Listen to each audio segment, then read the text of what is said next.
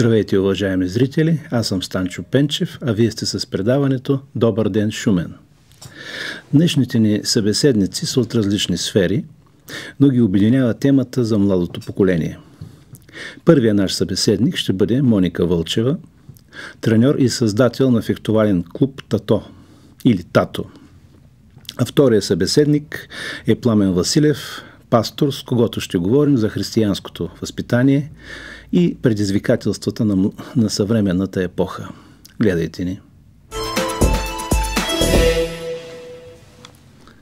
Сега казвам добре дошла на Моника Вълчева. Добре заварили. Клуб ТАТО или ТАТО? ТАТО.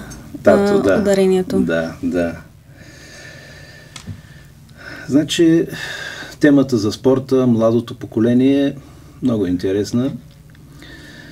Как самата вие започнахте да се занимавате с спорт? Бях на 13 години и имах проблеми с сърцето.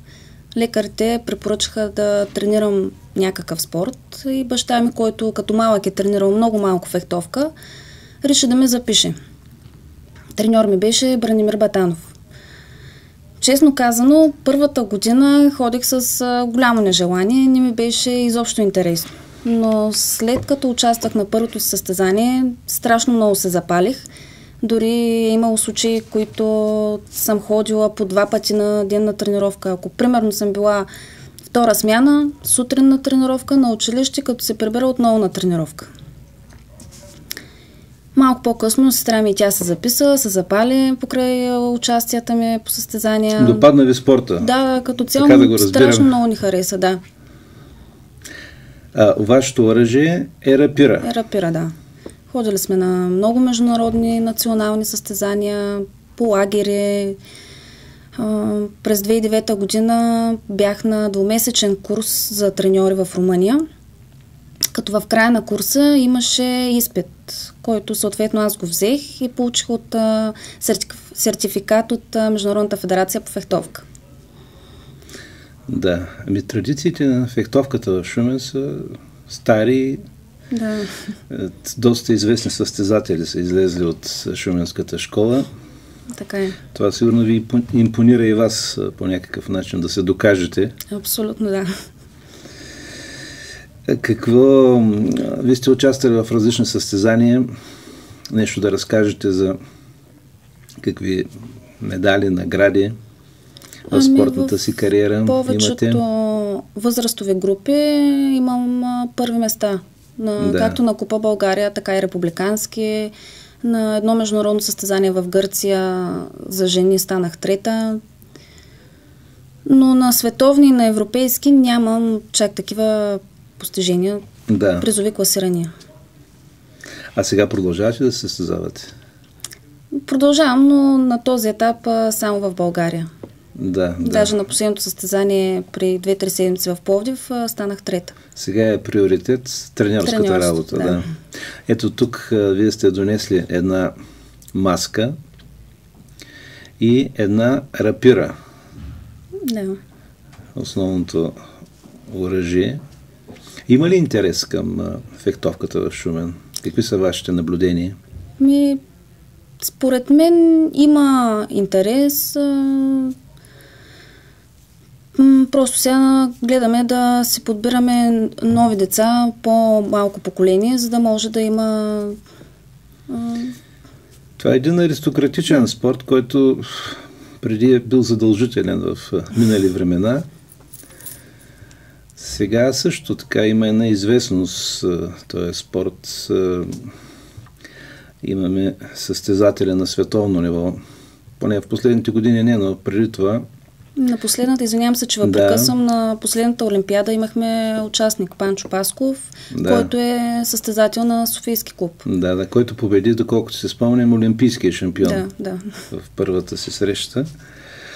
Аз говоря за минали времена. Сме имали световни шампиони, носители на световна купа.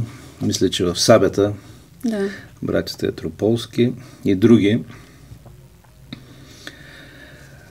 Как дойде идеята да създадете спортен клуб ТАТО? през 2014 година с сестра ми решихме да се отделим и да си създадем собствена школа. Много се чудихме какво да бъде името и в крайна сметка баща ни предложи да се казва Тато. Да. Всички решихме, лесно се запомня. Да. И го създадахме клуба. В момента тренират приблизително около 20 деца. Казвам приблизително, защото винаги има... Те са от различни възрастови групи. Които се откажат, които да се запишат нови. Точната бройка не мога да ви кажа. Да. Вие тренирате в момента? В първото Панайот Волов. Тренировките са ни 3 пъти в седмицата, от 7 часа вечерта. От миналата седмица, заедно с колегите ни от клуб Шумен, решихме да направим безплатни тренировки за начинаещи. Да. Даже вчера направихме една демонстрация от нашия клуб в първото. Първо основно училище Панайот Волов. Искам да благодаря на госпожа Милена Милева, която организира тази демонстрация.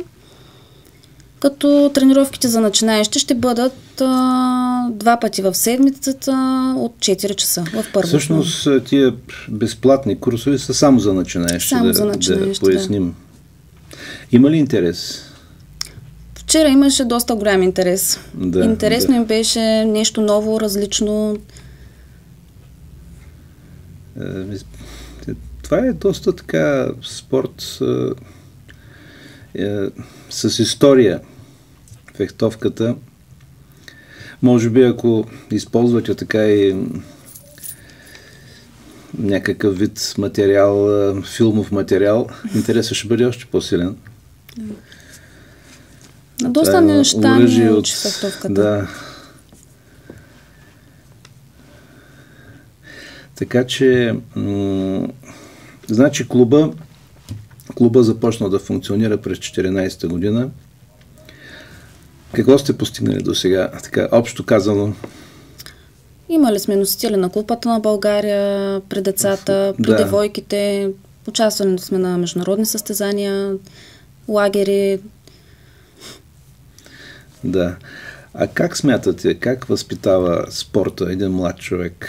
Може и от ваша гледна точка да го кажете, и от наблюденията ви сега върху подрастващите.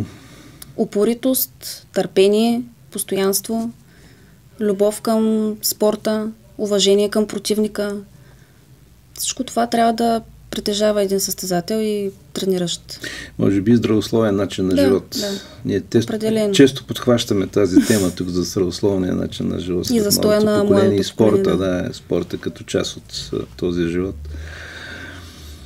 И мисля, че в това отношение вие може да помогнете много на млади хора просто да усетят сладостта на спорта, тръпката и възможността за развитие. И победата от състезанията. Да. А защо точно към рапирата се насочихте? А не към другите оръжия? Случайно ли стана?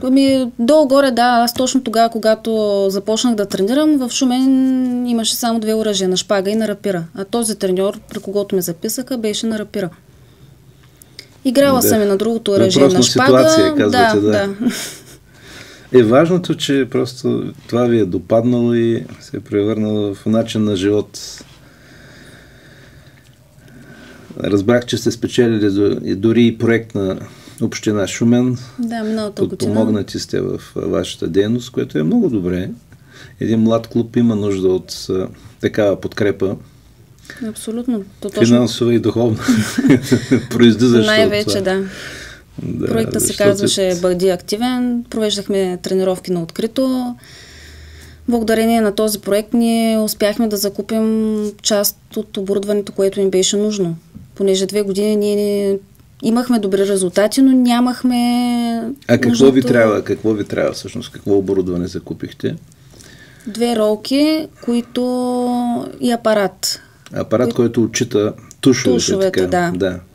Да поясним на нашите зрители. Оръжия, маски, фехтовални костюми. Благодарение ги закупихме естествено на спонсори, на родителите на децата, на самишленици. Ето виждаме, да, тук да. Това е част от понеже са скъпи, да, и не всеки може да си екипировка. Позволи. Да.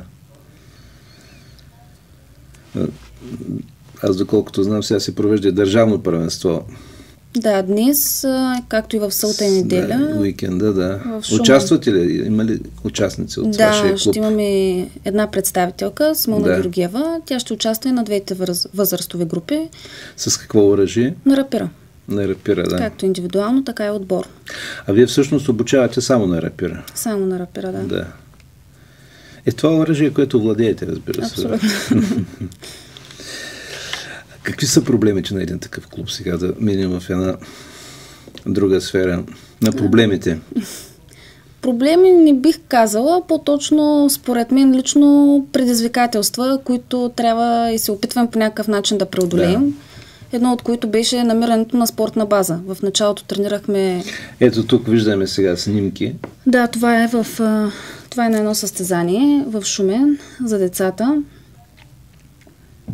Това е в залата ни, в физкултурния салон на първо основно училище. Тренирате в момента. Също си закупихме тази електронна мишена, която наистина е много скъпа. Да.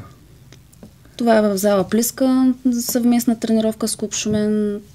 Тази снимка от не са малко децата, които обучавате, така се вижда, че... Да. На коледния турнир в зала Плиска има и малки състезатели. Вие организирате и турнири. Да. Които са с така участие и на други клубове в страната. Да. Това е на състезанието в Пловдив за жени. Това съм аз. Да. Плакат с информация. А какво ви предстои сега? Какви са следващите задачи, които сте си поставили и цели за клуба в близко време? Масовост и популяризиране на спорта фехтовка. Да. Завършване на... То все още е рано, но остават още 2 месеца до завършване на спортно-състезателната година, календара. Лагери през лятото, малко почивка. Надявам се, че и телевизия Шумен ще помогне това вашия развитието на този клуб и на този спорт в Шумен. Много благодаря. Все пак популяризацията на спорта е нещо много важно. Едно е само да си чул, друго е да видиш жив състезател, треньор. Тая е похвална, тая ваша инициатива с безплатните тренировки. Просто който има желание да се пробва, да види дали ще му допадне спорта. Абсолютно, да. Важното е да тренират децата, не да стоят само пред компютрите и да се чудят какво да правят. Това е много, много важно. Много качества ще придобият, като тренират даден спорт. Така е. И в този спорт си има аристократичност, така или иначе в фехтовката. Това е отношението към противника, както казахте. Няма го във всички спортове, така както е в фехтовката, изведено като важен постулат за упражняване на спорта. Поздравяваме противника след всеки бой, също поздравяваме противника, съдията. Да. Това е задължително. Да приканим тези от нашите зрители, които проявяват интерес, да ви потърсят. Кога сте там в първо основно училище, кога могат да ви потърсят? Понеделник, четвъртък и петък от 19 часа, а вторник и четвъртък от 4. Да. Предлагам с това да завършим. Желая ви успех. Клубът е млад, но вече има своите успехи. Виждам и у вас така голямо желание за развитие с професията треньор. А ние ще видим един репортаж. Неприятен инцидент с дете се случи преди дни в читалище Сава Доброплодни. Вече ви информирахме за това в новините. Вижте сега подробностите от интервюто на Лили Вълкова с директора на учебното заведение, госпожа Албена Неделчева. Показа вашата проверка. Какво се е случило? На 9 март, в петък миналата седмица, между 5 и 6 час, между часието, дете от 6 клас отива с оплаквания при медицинското лице. Не се чувства добре, стомах, нещо в очите има проблем. И съответно тогава медицинската сестра започва да пита, нали, какво се случва, какво е правил днес. Нормално е, нали, да разбере причината. И след като той споделя, че е пил вода, но е отишъл с негов приятел, се оказва, че в шишето му с вода са сипани няколко капки спирт, син спирт, спирт за горене от неговите приятели. Нали, шега. И съответно, след като разбират медицинската сестра и педагогическия съветник това, се обаждат веднага на майката, защото медицинския работник казва, че, нали, все пак спирт за горене. Сега децата казват, че са 2-3 капки, но тя като медицински работник не може да прецени, щом го боли стомах, като в разговора съобщава, че това става след първия час по физическо, т.е. в края те бягат, играят футбол, пием се вода и така майката идва веднага. Детето е абсолютно адекватно и защото предполагам, ще ми зададете въпроса защо не сме се обадили на спешна помощ. Нямало е причина, все пак медицинското лице преценява, но след като са казали за спирт, тя е решила, че медицинският работник, като е разбрал, че става въпрос за спирт, веднага, нали, се обаждат на майката, която го води в спешна помощ. След което, естествено, ние веднага като ръководство се предприехме необходимите мерки и действия, които трябва да направим. Първо съобщихме по имейл в управлението, след което вече в понеделник дадохме писмена информация, като през това време сме поддържали връзка с майката, за да знаем състоянието на детето, защото така или иначе разбрахме, че е останало за 2-3 дни в болницата. Направена е промивка. Майката, нали, беше спокойна и каза, че нещата се оправят, но детето остава под наблюдение. Явно не е безобидно, както децата са си мислили, след което в понеделник, естествено, ние продължихме с нашата работа. Поканени бяха родителите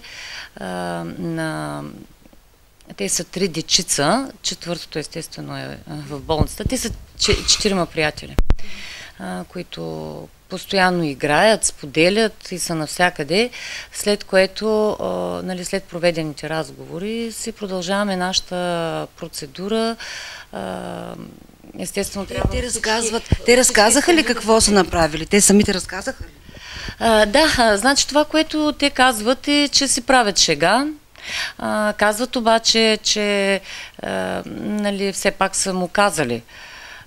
Но вижте сега, в момента тече проверка и аз не искам да казвам нещо, което може да се окаже не съвсем вярно, да не излезе. Каква проверка тече? Проверката, която тече в момента, е да разгледаме случая. Провеждат се разговори. Да, училищна е проверката. Трябва да го направиме, въпреки че е неприятно и за самите деца. Педагогическия съветник разговаря с учениците от класа. Не може, нали, веднага да тръгнем с наказание. То ще се предприеме такава процедура, но преди да се случи всичко това и да мине на педагогическия съвет, ние трябва да имаме абсолютна обосновка за всеки, да, яснота по случая. Но какво разказват те самите момчета? Как са решили, как са го издебнали, какво са направили? Вижте, значи, това, аз искам да уточня, че от всички разговори, които проведохме, това в никакъв случай не е агресия, защото ние знаем, че те са приятели. И контактуват. Освен това, детето, което е наляло капки спирт в шишенцето, също с майка си са ходили в болницата. Те се познават, родителите. Лошото е, че са се направили една безотговорна шега за нас и не са си дали сметка за последствията, какво може да се случи. Общо взето е това, което разказват децата. Как реагират другите деца в училището? Така, има ли брожения, някакви притеснения ли са? В момента, честно да ви кажа, няма някакви такива разговори и притеснения. Единственото нещо, което сме предприели е в класа педагогическия съветник в момента да провежда разговори и нали, съответно провеждаме и разговори с родителите, за да разберем има ли някаква причина за нещо друго. Защото, нали, шега е, но е с последици, не е хубаво. Да. Аз много се радвам, че детето всъщност е на училище от вчера, спокойно и се играят отново с същите деца и приятели.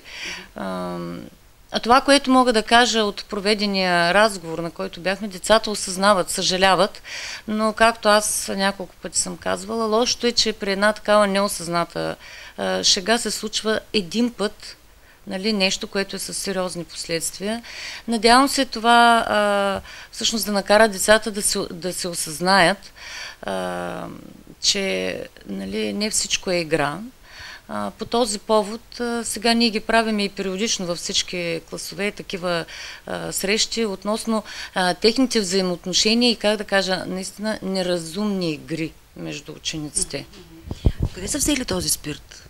Купили са го. Купили са го преди часовете, това обясниха децата, изобщо не с такава цел. Защо са го купили спирт на училище? Ами, те са минали покрай магазина, купили се го, казаха, че са имали някакъв телефон, който мислят да се го запалят, някакъв стар нещо, да си играят. Но играта явно, тази игра не се е осъществила. Изтече информация, че това момче, което е сипало спирта, отмъщава. Имало е снимки в страницата му във Фейсбук и заобщо имал списък с хора, на които трябва да отмъсти. Вижте, сега ние правим проверка, ние не сме информирани за такъв списък. Още повече, че колегата педагогическия съветник, това, което сме предприели като мярка, е да проверяват заедно с колегите по информационни технологии компютрите, защото така или иначе тези деца имат часове. Не знаем да има профил това дете. Не сме го намерили. Какъв ученик е?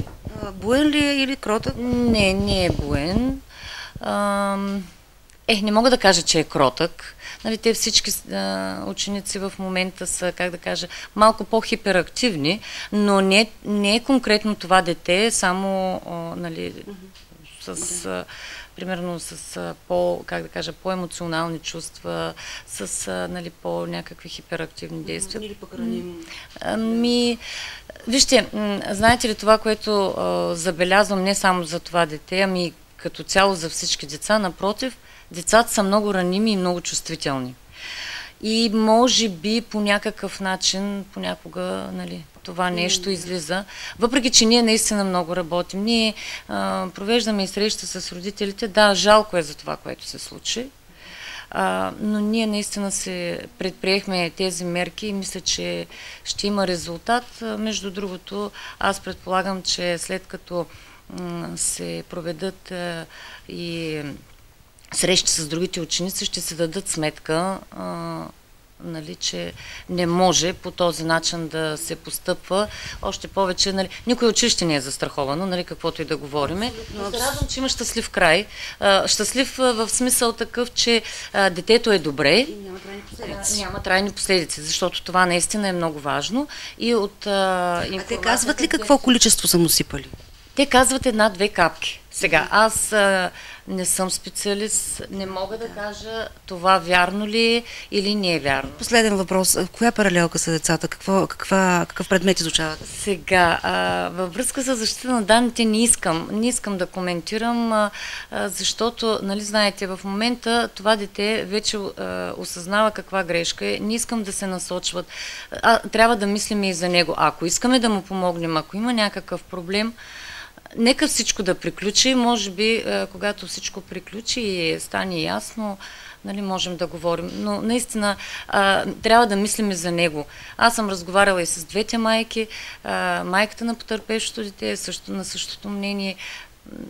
нека да запазим в момента децата и ако можем да им помогнем, нека да им помогнем. Отново сме в студиото и казвам добре дошъл на пастор Пламен Василев. Благодаря. Ще говорим за християнското възпитание и предизвикателствата на съвременната епоха. Да. Те предизвикателства са постоянни и каквато и тема да вземем от Библията, ще видим, че тя се изправя срещу предизвикателствата на съвремието. Може би трябва да започнем от там, че всъщност крайната цел на възпитанието е нещо добро да се случва в човека, т.е. както ни казваме, да възпитаме хората в човечност. Да. Човечността, която, както стария Гера каза, любовта бяга от човешките сърца и хората не са вече братя.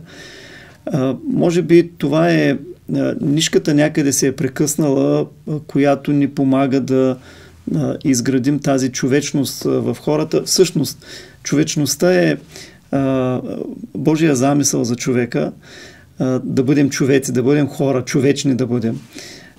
Като се казва в Библията, че ние за това сме създадени отнапред да правим, да вършим добри дела. Но тук вече нещата понякога може би да изразим човечността, това е да изразим своята същност. Същността ни е. Това е същността ни. Да. И ако тази същност, която ние искаме да изявим, не е повлияна по правилния начин, т.е. от мъдростта на Библията, на Божието Слово, тогава вече говорим за друг вид човечност, нали, която изключва човечността, малко игра на думи става. Да.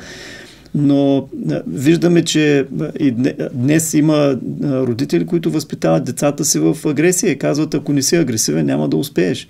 И това е някакъв кошмар, защото ако всички станем агресивни, какво става? Ние ще бъдем в една постоянна война със себе си и с другите. Хаос, да. Неминуемо настъпва хаос. Да. Може би като говорим за християнско възпитание, няма как да избегнем, нали, Библията и това, което тя ни казва. Книга, да. Възпитанието по принцип в тази човечност и във вяра, те се коренят още в старозаветните времена. Нали, трябва да спомена и това, че християнството всъщност се корени в юдеизма. И там е имало заповед от Бога, която казва точно това.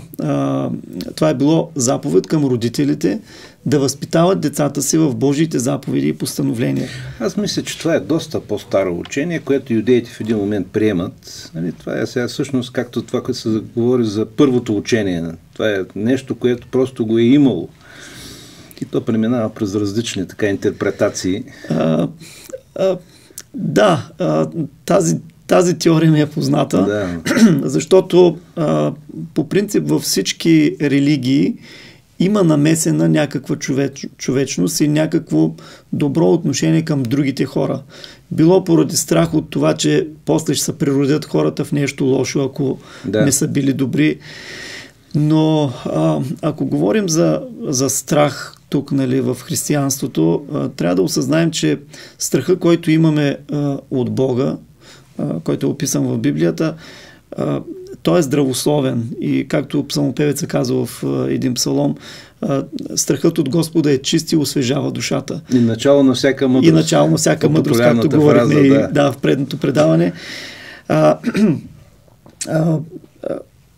Когато говорим за тези неща, 10 заповеди, ние трябва да разберем, че не са само 10 заповедите към евреите в Стария Завет. Те са няколко стотин, но всъщност те говорят за две основни неща, които преминават и в християнството. И тези две неща, всъщност първите 4 от 10 заповеди, които са есенция, говорят за отношението на човек към Бога или взаимоотношенията на човека с Бога, да нямаш други богове, не си прави кумир, нали, и така нататък. И следващите 6 говорят за взаимоотношенията между хората. Основани взаимоотношенията между хората на взаимоотношенията с Бога. Апостол Павел казва в едно от своите послания, че няма как да казваме, че обичаме Бог, когато не виждаме, а да мразим брат си, когато виждаме. И всъщност ние сме изправени в днешното съвремие пред точно такъв абсурд, че хората казват, че вярват в Бога, но делата им абсолютно не отговарят на това нещо. И Те не са продиктувани от любов към Бога, делата. Там е проблема. Значи, когато човек има любов към Бога, към някой, пред когото един ден ще отговаря, това говори за правилни взаимоотношения с него и тези правилни взаимоотношения изграждат правилните пътечки, както ние казваме, на взаимоотношения с хората около нас.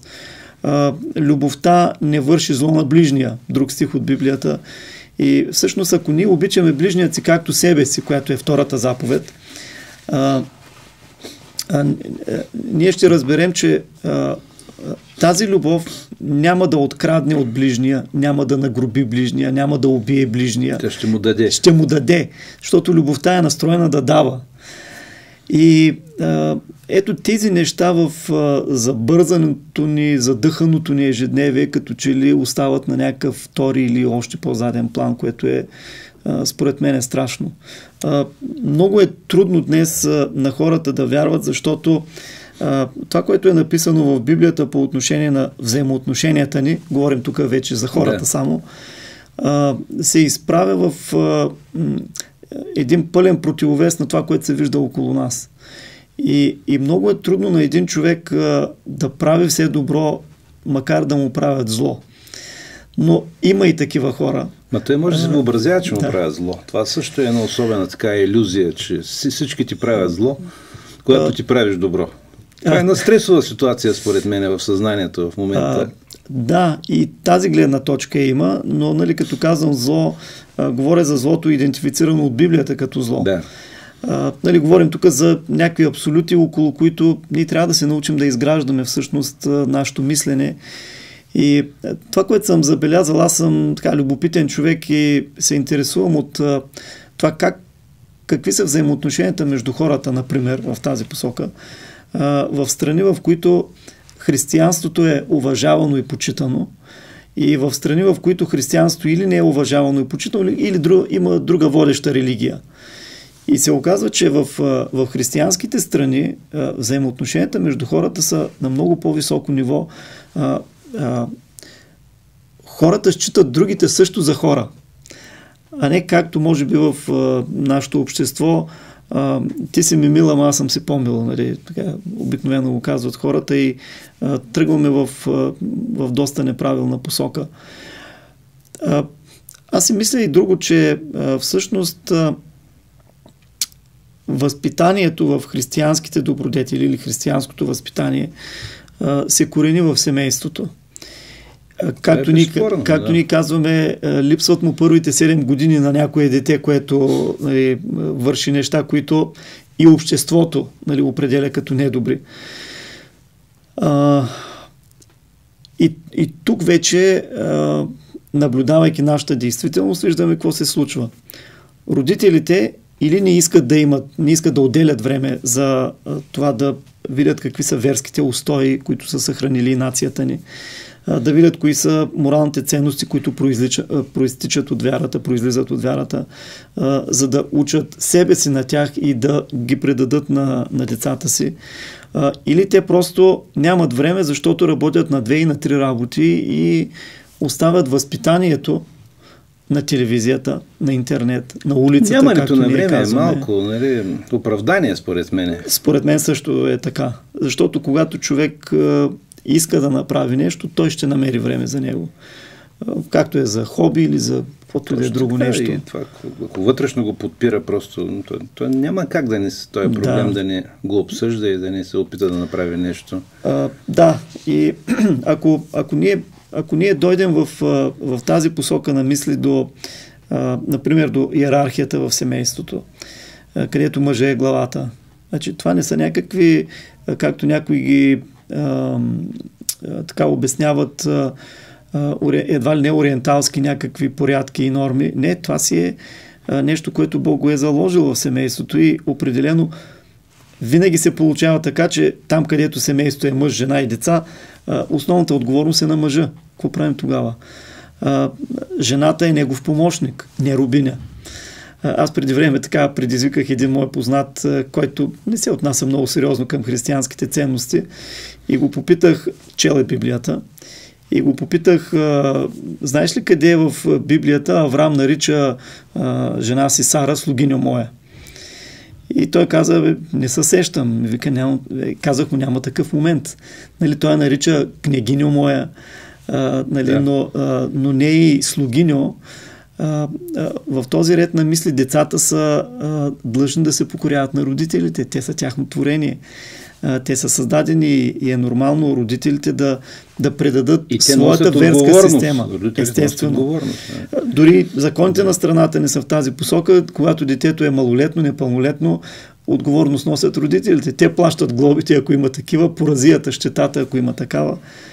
И мисля, че ако семейството е поставено на тези библейски устои, релси, ако мога така да го кажа, нещата в нашето общество ще се движат по много по-различен начин. Обаче дайте да намерим причините, според мен, защото ни така пожелателно, това е верно, което казвате, но да видим причините, това, което се е получило у нас, защо се е получило? Откъде той е хаос в разбиранията, един абсолютен нихилизъм на моменти към християнските ценности, който, между другото, в една ситуация по-напрегната, изведнъж човек се сеща за Бога. Да. Ако боледува, ако загуби близък или друга такава ситуация на ръба на оцеляването, той се сеща за Бога. Тогава се сеща, а преди това? Преди това не. В предното предаване аз споменах нещо, че понякога наричам Библията ръководство за опътване на човешкия живот. Ние сме творение на Бога. Дали го приемаме или не, това е друга тема, но ние сме творение на Бога. Нормално е нашия Творец, нашия Създател да ни остави едно опътване, една книга, която ние, четейки, да разбираме и да практикуваме. Мисля, че голямото отстъпление в тази посока дойде във времето на комунизма. Тогава, когато, за съжаление, много църкви бяха затворени, много бяха разрушени. Той беше унищожен религиозен живот, всъщност. Почти беше оставен. Общи религиозен живот има предвид, не индивидуално. Да. Индивидуално хората, макар и с родители партийци, тайно отиваха в някоя по-далечна църква да кръстят децата си, което е търсенето на човешката душа, на връзката с Създателя си, в крайна сметка. И ако говорим за едни 45 години, в които сме били в такова комунистическо мислене, възпитавани, това е антихристиянско. Да. Те са почти 2 поколения. Поколение и половина, да го кажем, но поколение и половина, в които има една огромна дупка, една огромна празнина, която много трудно би се запълнила, ако човек не осъзнае, че е в дупка и тя трябва да бъде запълнена. И когато един човек, дори на по-напреднала възраст, говоря 50, 60, дори 70, 80 години, разбере, че в неговия живот има някаква празнина. Най-лесно е да отвори страницата на Божието Слово, да я попълни. И тогава отношението му към Бога ще бъде различно, както вече говорих. Ще бъде различно отношението му и към хората около него. Не е ли това всъщност възпитанието, за което ние мечтаем да се случи? Ето, постоянно виждаме насилие в училище, затворите са пълни, вече за по-дребните провинения дори не ги вкарват в затвора, защото няма място пък да правят нови, просто е малко безмислено и много скъпо. Взаимоотношенията между хората са ужасни. За едно парко място са готови да се избият или не, живота предлага страшно много примери. Лошото е, че в времето, когато религията беше забранена, хората намираха начин да четат Библията. А сега, когато религията е свободна, просто Библии има навсякъде, говорим за християнско възпитание. Библия има навсякъде. Човек може да си купи. Дори има организации, които безплатно ги разпространяват. Хората като че ли загубиха интерес, загубиха апетит към това нещо. Само нашата църква е раздала хиляди Библии и Нови Завети. И си казвам, ако всички тези хора бяха дошли в църкви и продължат да се прочитат внимателно да. Светата книга. А и друго, в крайна сметка, ходенето на църква и заради това хора като нас да обяснят някои по-сложни материи в Библията на по-достъпен, по-прост език. Да, има нужда от духовен така водач, пастир, както е в традицията, да насочва. Нормално защото, сложна е проблематиката, тая екзистенциалната проблематика. Как да постъпиш в определен момент? Защо към тебе постъпват така? Да, аз се спомням преди много години тъй като имаме 3 дъщери, от малки ги учим ги възпитаваме на християнски ценности, да не лъжат, да не крадат, нали, това са най-малките неща, да вярват в Бога, да му се покоряват. И един случай с най-голямата ни дъщеря имаше в училище, решили целият клас да избягат от час. Обаче тя как да избяга? За нея това е неприемливо нещо и останала в час и в класната стая. Учителът сега, той разбира за какво става въпрос, нали, идва, къде са другите, то е ясно къде са, избягали са. И тя се върна вкъщи доста притеснена, каква ще бъде реакцията на нейните съученици към нея на другия ден, на следващия ден. И аз си казах, в крайна сметка ти си избрала доброто нещо, да постъпиш според убежденията, които ние сме изграждали в теб. Бог е, който може да те защити по най-добрия начин. Помолихме се естествено за ситуацията за утрешния ден и на другия ден тя се връща от училище усмихната. Каза, тати, никой нищо не ми направи. Никой нищо не ми каза. Знаете, децата са безпощадни в такава ситуация. Има един стих в Библията, няма как да не го спомена тук, който казва, че когато пътищата на човека са примирени с Бога или когато човек е примирен с Бога, той ще направи неговите неприятели покорни. Така че ние трябва да осъзнаем, че всичко, което се случва на Земята в естествения свят, то всъщност има своя корен в свръхестествения свят. Имаме връзка с... няма как да я нямаме. Свят, Ние сме негово творение. И има закон, другото, което е важно. Има закон, който действа на Земята. Как ще го наричаме? Свръхсетивен закон, Божий закон, той действа на Земята. Аз се спомням преди много години, говоря в моето детство, възрастните хора, покрай които съм израснал, баби, дядовци, баби и дядовци на други деца, се опитваха да не възпитават с 2 думи. Едната беше грехота, другата беше срамота. И тези 2 думи бяха напълно достатъчни да ни държат в едни разумни граници. Не може едно дете да не пълува. Това е съвсем нормално.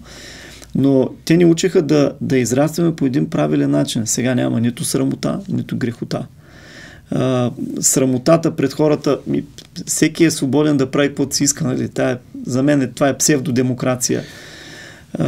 Проблема е, че да ви кажа, ние сега можем както така да употребят един израз, да си опливаме брадите, нали, че тия поколения не възприемат християнското възпитание, обаче от друга гледна точка, мисля, че по-големия проблем е, че пред тях ще се изправят това нещо след време. Те ще имат проблеми, които няма да могат да се обяснят. И там е най-големия проблем. Ето това е, мисля, че тая драма, която в някаква степен предстои. Защото в края на краищата това е най-важното. Човек да е подготвен за житейския спектакъл, така да се изразя по-общо. Защо си на Земята? Какъв е смисъл на това съществуване? Как да постъпваш? Като че ли проблемът не предстои. Той вече е насъщен проблем. Така е. Защото аз си го представям, аз си го обяснявам по този начин. Тъй като човек не спазва ръководство за експлоатация на неговия живот. Човек е така устроен, че има нужда от правила, по които да върви.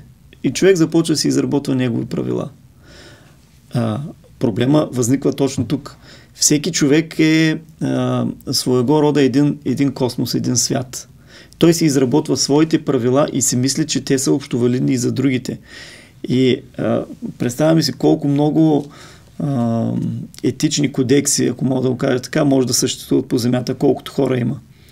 Но ако ние се съобразяваме с един етичен кодекс, който е Библията, тогава нещата ще станат много по-добри. И това, което казахте преди малко, това е един много важен въпрос, би го нарекал дори екзистенциален, по отношение на това, защо сме на земята. Що сме се родили, къде отиваме, откъде идваме, на къде отиваме. Но това е въпросът пред всеки, който в един момент човек се го задава. Да. Независимо в какво социално положение и какъв живот е живял. Абсолютно.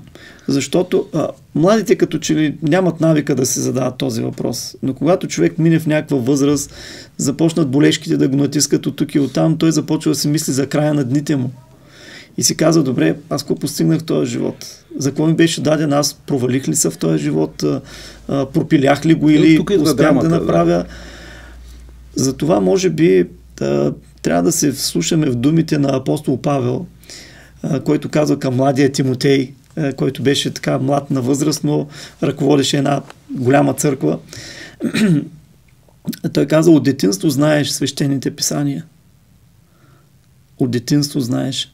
И ето тук е разковничето. Връщаме се някъде в началото на разговора ни, че ако родителите искат да имат деца, които да не им създават проблеми, те самите трябва да разберат какви са ценностите на Библията, те да се върнат към тях, за да могат да ги предадат на децата си. Не само като вербално послание, а като послание, което е подплатено с поведение. Да. С някакъв поведенчески модел. Защото не става да говориш на детето, не да лъжиш, не да крадеш, не да правиш това. Те неща се говорят, те се говорят, но ефектът е по-важен. Проблемът е, че няма ефект. А няма ефект, защото когато той е само лого, само знание, само някаква буква, закон, точка, тя не упражнява върху теб нужното влияние, за да се чувстваш задължен да изпълниш това нещо. Но имайки страх от Бога, обичайки го с цялото сърце и душа, ти ще се стремиш да постъпваш по начина, по който Той те учи да постъпваш. И тогава нещата ще бъдат съвсем различни. Аз много често съм си мислил и така разговарям с различни хора, и вярващи, и невярващи. Ако семейството е здраво и в него има изградени християнските ценности и морала, който проистича от тях, семейството ще бъде здраво. Всички тези разводи, изневери и така нататък, семейство просто няма да ги има или ще бъдат в някакъв санитарен минимум. Обществото ни оттам ще бъде здраво. Няма да има тези корупционни практики, които източват държавата ни всеки ден. Виждаме го пред очите ни. Те унищожават и бъдещето. И бъдещето оттам. Най-лошото. Над 2 милиона, мисля, че 2 милиона и 700 хиляди българи са в чужбина заради това. Да, това заради е тези неща. Причини просто не могат да се справят. Публична тайна. Да. Публична тайна, но за съжаление нашите управници като че ли нямат желание да се променят. Това е проблем според мен на цялото общество, защото то обществото ги избира. Нали? Има някаква така връзка между представителите на Пак Библията ни го казва, че всеки народ заслужава царя си. Защото какъвто е народът, такъв ще бъде и царя. И ако народа има високи морални той ще има изисквания. Да, изисквания ще ги има и към управниците. Например, в някои страни за срамота засрамват ни африканските държави. Не може да се кандидатира за управленски пост някой, който няма добри семейни взаимоотношения. Значи, тук говорим за нещо, което за тях не е традиционно, но се е превърнало вече в норма и традиция, а ние сме го изгубили. Нека да се върнем към това и ще видим колко много политици просто ще увиснат в тая посока. Защото ако човек не може да управлява добре дома си, как ще управлява добре държавата? Нали, елементарно е да го назовем, но за съжаление се случва. Проблема е точно в тая криза в общественото съзнание. Да. Начина, по който обществото възприема света. Има някакво обяснение, защото все пак, когато всички са били в някаква степен равни и паднат, отвори се така вратата на клетката, се събуждат инстинктите. Инстинктите са много лош съветник. Те наречените ниски инстинкти. Те рушат. Постъпването по инстинкт, то руши реда. Да. А всъщност за това говорим, че всъщност Библията и тия устойчиви състояния на съзнанието, които са били в обществата, те подкрепят реда. Абсолютно. Абсолютно. Мисля, че преди доста години вече станаха, може би повече от 10 години, се направи един опит да се направи промяна в тази посока. В смисъл да се вкара вероучение в училищата. За съжаление, нашите училища, нашата образователна система е светска. И ако започнем да учим на вяра учениците, ние влизаме в противоречие с доста закони. Така е. Но аз мисля, че в училищата може да се... То се и преподава до някаква степен, но много бегло. История на религиите. Да, история на религиите, но много бегло там са засегнати нещата. Може би трябва да има нещо под формата на СИП. Може би тези, които се интересуват, да бъдат повече запознати с християнските ценности. Има и добри помагала в тази посока. Но в крайна сметка основните обучители на вяра се явяват църквата и семейството. И ако там намерим начин да променим нещата, определено нашето общество ще бъде коренно променено. Аз го виждам по моя начин на живот. Казал съм го много пъти. Преди да повярвам, бях един безпътен човек, който си имаше своите норми на поведение и с тях нараняваше другите около себе си. Когато повярвах в Бога, това е далечната 84-та година, нещата се промениха и всички около мен видяха разликата. Значи може. Всъщност сте открили същността си тогава. Да. До този момент е било нещо, върнах се към корена си. Върнах се към корена си. Затова и апостол Павел пак в едно от посланията си, пак към Тимотей всъщност, казва нещо много интересно. Цялото писание е боговдъхновено. Библията. И е полезно за поучение, т.е. да научим нещата, кое как е, за изобличение, Библията да ни изобличи, т.е. Бог да ни каже това, което правиш не е правилно, за измягаме мисълта сега, за поучение, за изобличение, за поправление, значи да се поправим, как да се поправим и оттам нататък наставление в правдата. 4 много простички принципа, които ако са легнали в Библията, те наистина ще имат добрия резултат в нашето общество. Нали, за това говорим. Ами всъщност, де-факто, Библията изгражда съвременната цивилизация. Абсолютно. Това е. Няма две мнения по този въпрос. Най-развитите страни са християнски страни. Така или иначе. Затова, как е станало това? Това е станало точно с една устойчива система от норми вътре в самото общество. Години наред, векове наред. Да. И това нещо в един момент проработва. Да. Ами, дори ако всички приемат реда. Да. Дори ако погледнем 313 година нали, е приета религията като официална религия в Римската империя. Медиоланския едикт. Да. Тоест, този, който не е християнин, едва ли не е лишен от граждански права. То според мен е тогава първо изравняване на религиите, първи акт на изравняване на религиите и постепенно, нали... Но мисълта ми е, щом и тогавашните, като знаем пантеона, римския пантеон, с колко много божества е, щом са осъзнали, че християнството може да изиграе една обединяваща роля, дайте да се върнем да го разберем това нещо и да се случат нещата по правилния начин. И както казахте преди малко, най-развитите страни всъщност са християнските страни. И това е едно обещано благословение, че когато внимаваме на гласа на Господа своя Бог и изпълняваме Неговите заповеди и повеления, ще бъдем благословени всъщност във всичко, което вършим. Но някак си хората продължават да се опитват, въпреки че виждат, че не става, продължават да се опитват да живеят без Бога. И когато всичко се щупи, когато всичко се разруши, земна драма, аз тогава се връщат. Драма, просто това неосъзнаване на... А колко е лесно да прекратим тази драма, просто да отворим думите на Божието Слово, да го четем и както дядо Вазов каза, тогава добрините ще бъдат траен спътник на живота. Но не би. Да. Има надежда. Ами аз предлагам да спрем до тук, понеже времето свърши. Да. И ще продължим друг път по темата, която е безкрайна и безкрайно интересна, най-важното. Сигурен съм, да. Да. Това беше за днес. Желая ви приятен ден. Останете с програмата на телевизия Шумен.